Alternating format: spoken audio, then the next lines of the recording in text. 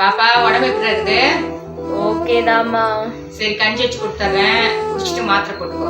கஞ்சிலாம் வேணாம்மா, ஏதாவது ஸ்பைசியா டேஸ்டியா சாப்பிடணும் போல இருக்கு.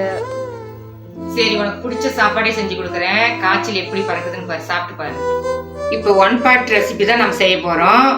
ஈஸியாகவும் இருக்கும், டேஸ்டியாகவும் இருக்கும். இப்போ நம்ம சாம்பார் சாதம் தான் செய்ய போறோம். அதுக்காக நான் ஒரு 3/4 டம்ளர் அரிசி, ரேஷன் அரிசி, பச்சரிசி தான் போட்டு ஊற வச்சிருக்கிறேன். இப்போ பாருங்க, நம்ம இந்த காய் எல்லாமே வெஜிடபிள் நிறைய சேர்த்திக்கலாம். எவ்வளோ காய்கறி வேணாலும் சேர்த்திக்கலாம். இந்த 1 டம்ளர் அரிசிக்கு தேவையான அளவு சேர்த்திக்கிறேன். ஒரு கொத்து கருவேப்பிலை போட்டுக்கலாம். அப்புறம் சின்ன வெங்காயம் போட்டுக்கலாம்.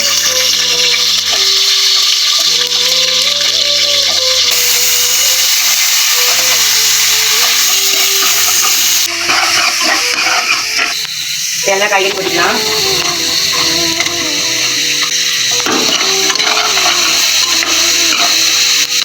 காயெல்லாம் நல்லா வணங்கிச்சு.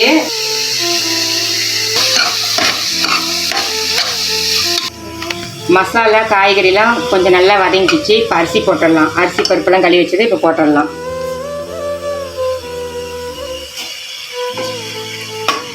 இப்போ நான் 1 டம்ளர் அரிசி எடுத்து பருப்பு அரிசி எல்லாமே சேர்ந்து 1 டம்ளர் வச்சுருக்கிறேன். அதுக்கு நம்ம வந்து 1 டம்ளர் அரிசி பருப்புக்கு 3 டம்ளர் தண்ணி அளவு வச்சுக்கலாம். கரெக்டாக இருக்கும். சாப்பாடு நல்லா கொல கொலன்னு கிடைக்கும் நம்மளுக்கு. இப்போ தண்ணி வச்சுக்கலாம்.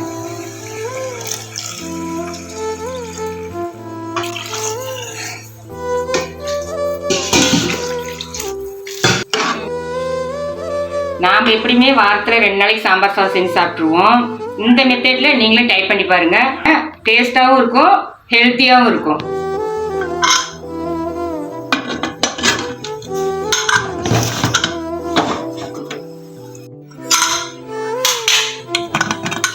ஆஹா, சாப்பாடு எப்படி இருக்குதுன்னு பாருங்கள். கொத்தமல்லி தலை மேலே தூவிக்கலாம். கலர்ஃபுல்லாக இருக்குது சாப்பாடு. பார்க்கக்குள்ளேயே சாப்பிடணும் போல இருக்குது. அம்மா எப்பயுமே இந்த வெங்காயத்தை அப்படியே போட்டு தூவி விட்டு கொஞ்சம் ஊறுகாய் வச்சு அம்மா இப்படி சாப்பிட்டேன்னா செம்ம டேஸ்ட்டாக இருக்கும். வெங்காயத்தோட இப்படி கொஞ்சம் கலந்து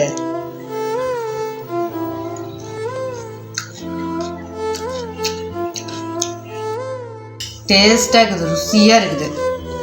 நீங்களும் இதே மாதிரி செஞ்சு சாப்பிட்டு பாருங்கள். இப்போ நாம் பார்த்து டேஸ்ட் பண்ணி பார்த்தாச்சு. நல்லா டேஸ்ட்டாக இருக்குது. இப்போ பாப்பாவுக்கும் கொடுத்துடலாம். உங்களுக்கு காய்ச்சல் ஏதாவது இப்படி உடம்பு சரியாததுக்குள்ளே என்ன ஃபுட்டு சாப்பிடுவீங்கன்னு சொல்லிட்டு எனக்கு சொல்லுங்கள். பாய்.